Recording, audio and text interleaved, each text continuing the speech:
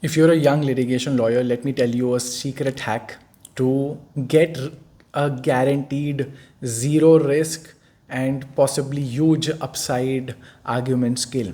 When I was a junior to a government advocate, I used to walk into the courtroom and say to the court, "My lords, the main arguing counsel is busy in another court, so I will have to request for an adjournment. However, if my lords may just take 30 seconds, there are some points here and there that if my lords will allow me, I could show that perhaps notice could be issued, or perhaps the petition of the opposite side could be dismissed, or whatever relief I want, perhaps my lords could want to give to me right away."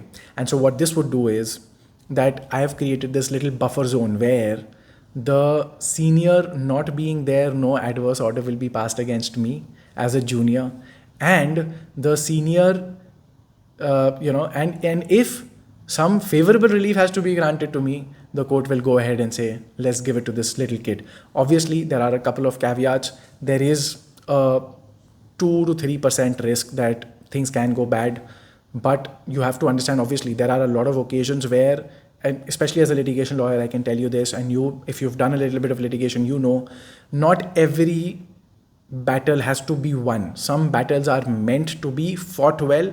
You win or you lose, it doesn't matter. For example, a lot of these applications that we file for a lot of our clients, we tell the client that there is statistically, say, a 5 or a 10 or a 20% chance of success, and most likely this is going to fail, but we still do it for certain other longer term strategies to be fruitful. And so in those situations, I'm happy to send my associates to argue matters and dismiss or win. And a lot of these litigations are also bonus round litigations. For example, a case is going on. Now, let's say there is quashing, there is discharge, there is an application for producing further evidence, there's an application for further investigation, application for further directions, application for non-compliance, etc. A lot of these applications can be argued by you as a junior counsel, right? And if you put this caveat first, the main arguing counsel is not available, and so I'm seeking an adjournment. But perhaps if my lord may give me 30 seconds, there are these things, some things that could be looked at by the court so that the matter can move forward. If the court wants to give you a favor, they will go ahead and they will, issue notice or dismiss the opponent's petition or whatever. And if the court says no, I will not give you relief, they will still adjourn the matter because you did ask for adjournment in the first place.